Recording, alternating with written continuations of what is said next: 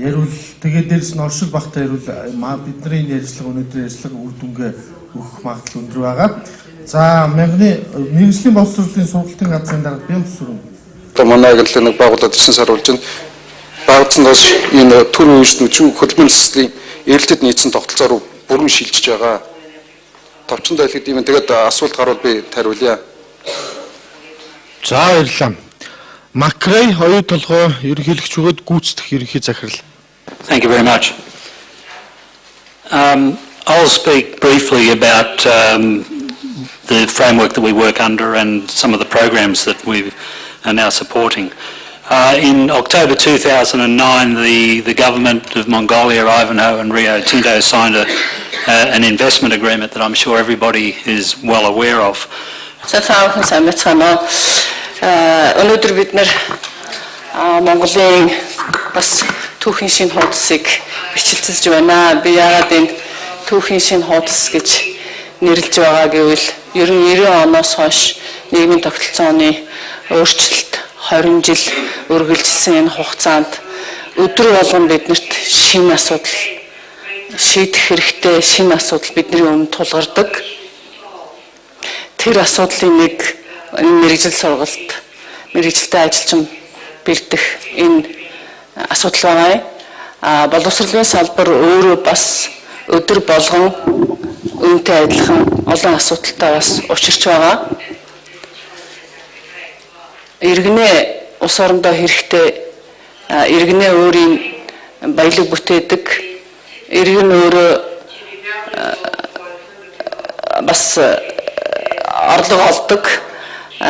Тийм сайн иргэн бий болох нь өнөөдрийн боловсролын салбарын том зорилго байгаа.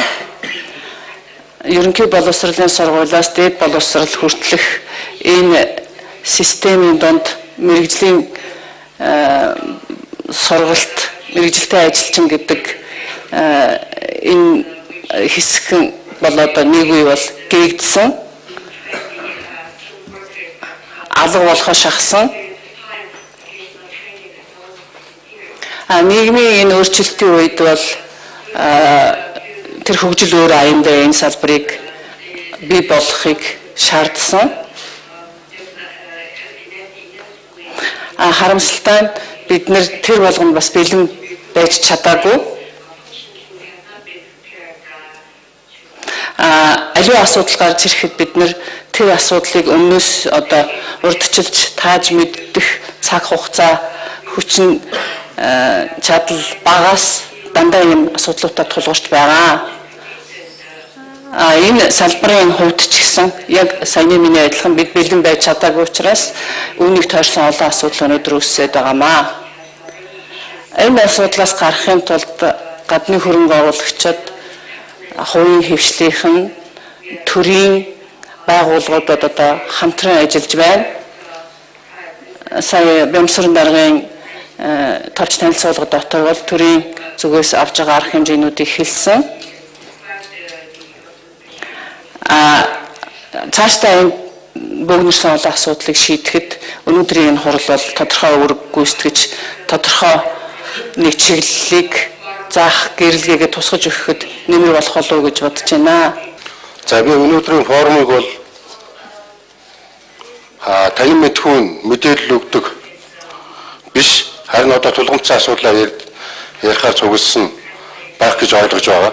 Тэгэхээр өөрөөсөө одоо санаа бодлыг одоогийн байдалтай уялдуулаач бол ярих ёстой байна гэж ойлгож байна л да.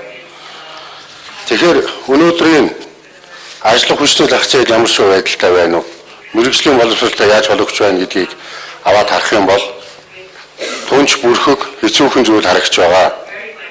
Энэ бол өнөөдрийн шаардлагагүй болсон тийм зүйл. Юу гэвэл Монгол улсад үнэн хэрэгтэй хөдөлмөрийн зах зээл хов хоосон.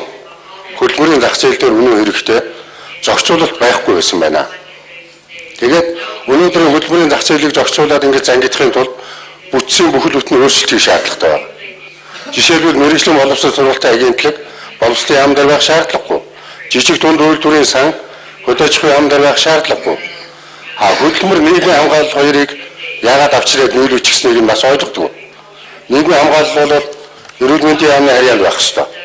Хөдөлмөрийн агентлаг нь бүх хөдөлмөрийн асуудалтай хөдөлмөрийн аюулгүй байдалтайгаа тэгээд дээрээс нь мэрэгжлийнхээ боловсрол сургалтайг нь тэрнийг зуушилдаг хөдөлмөрийнхээ биерчтэйгээ тэгээд дээрээс нь даатгалтайгаа ингээд тэр цаад талд нь ажлын байруудыг бий болгоход зориулагдсан хөдөлмөр эдийг дэмжих сан жижиг дунд үйлдвэрийн сан хоёрыг нэгтгээд бүгдийн татаад ирчихсэн нэг гарт зангидчихсан юм байх ёстой гэж ойлгож байгаа.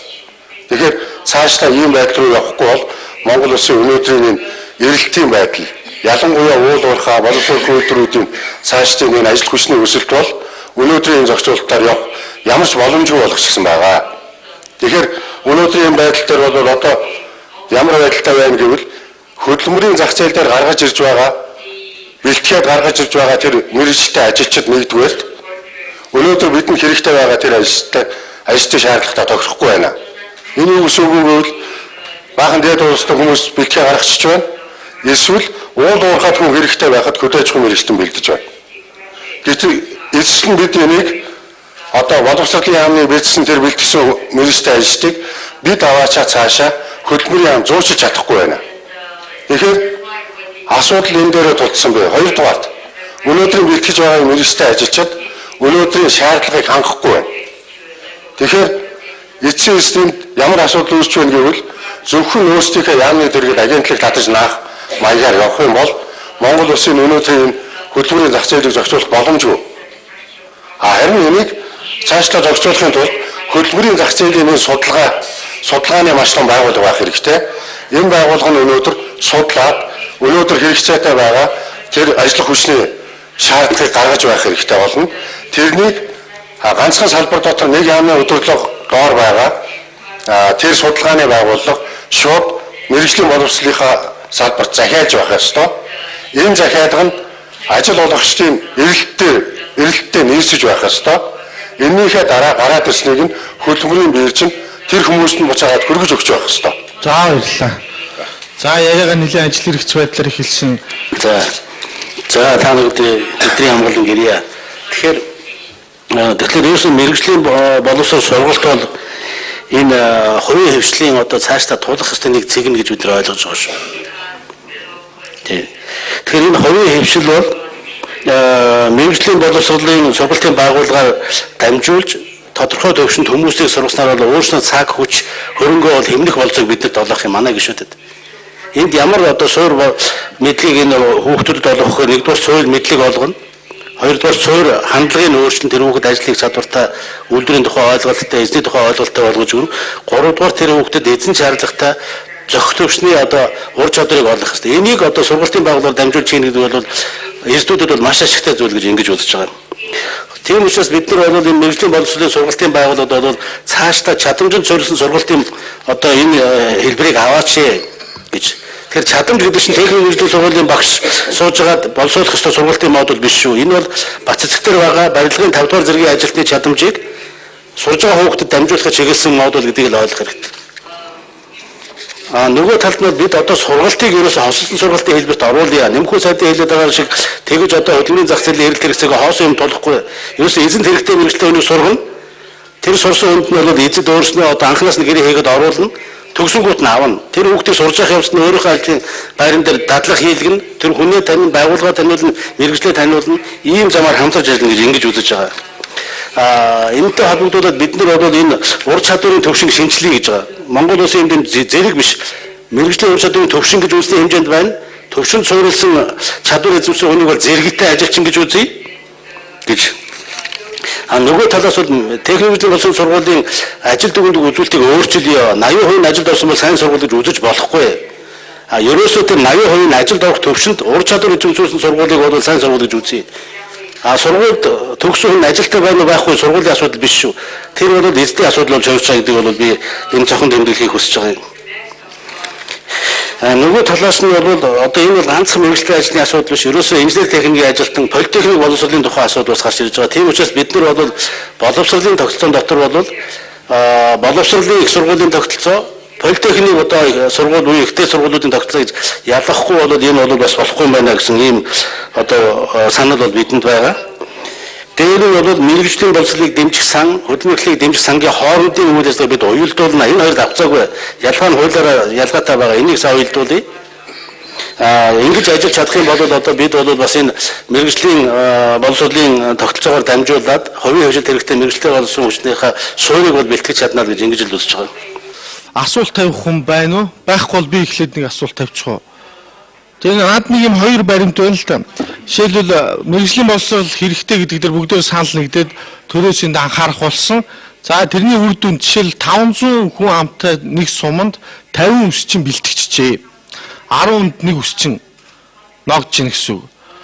За тэгсэн чинь одоо 1000 нэхмэлчин шаардлагатай нэг үйлдвэрт одоо ажиллах зар тавьсан чинь 50 хүн очсон байна.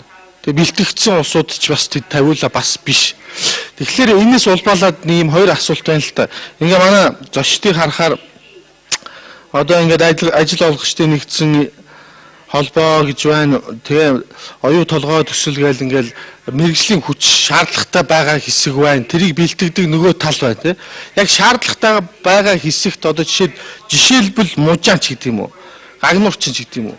Яг тэд шаардлагатай байна гэсэн бодиттой байна уу?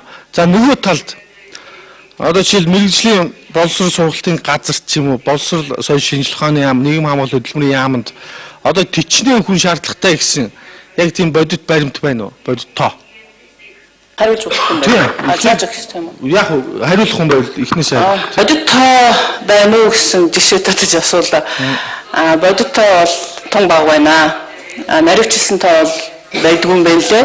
Ажил олгогч нарын зүгээс ч гэсэн өнөөдөр бидэнд яг 40 хүн шаардлага. Сая тэнд барилгын 35 мянган хүн биднэрт хэрэгтэй гэсэн ерөнхий тоо хэлсэн. Яг 35 мянган хүн хэдийд хэрэгтэй, ямар одоо дотроо нарийн мэрэгшсэн хүн хэрэгтэй гэдэг тийм эрэлт захиалгыг бол тодорхой гаргасан юм бол байдгүй юм байна лээ. Өнөөдөр бол мэрэгжил сургалт одоо мэрэгжилтэй ажилчин гэж яриа л да. Мэрэгжилтэй ажилчин шаардлагатай гэж бид нар өөрийн хашгирч яваад байгаа болохоос биш бас нарийн судалгаа байхгүй.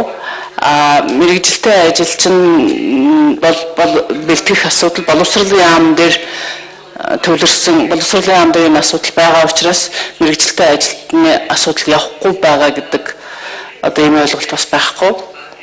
Нийгэм хамгааллын хөдөлмөрийн яамд очихоор энэ одоо асар хурдан хөгжөөд бүх асуудал шийдэгдчихнэ гэдэг ойлголт бас байхгүй байгаа. За, нямхад энд тодорхой байдаг юм аа. Ер нь Монголын мянган сургалтын сангаас 5 дугаас 2010 оны 5 сараас хийсэн судалгаа бий. Тэгэхээр энд одоо 393 мянган ажилчинтай ийм байгууллагуудаас бүх салбарыг оролцуулсны байгууллагуудаас одоо эрэлтийн судалгаа авсан байдаг. Гэтэл одоо хэрэгцээтэй байнгын ажилчид 17500 хэрэгтэй байна. Хэрэгцээтэй төр ажилчид 14300 хэрэгтэй байна гэсэн мэт. Зөвхөн Монгол улсын төсөв гадаадын зээл тусламж төсөл хөтөлбөрийн хүрээнд бий болох ажлын байрны тоо 2011 онд 71300 гэж гарсан байдаг. Түүнээс гадна хөгжин шийтгэлийн хороо бол одоо ойрын 4 жилийн мэрэгжилтэй ажилчдын судалгааг бүрэн хэмжээнд салбар руу гаргасан байгаа. Энд гэтэл одоо мэрэгжлийн боловсрол сургалтын агентлагтай бол 44900 хүн сурч байгаа. Яг тийм мэрэгжлийн тэдэн ингээд наривчлага гаргасан байдаг. Бага. Энэ бол инженер техникийн ажилчид, мэрэгжилтэй ажилчид тэд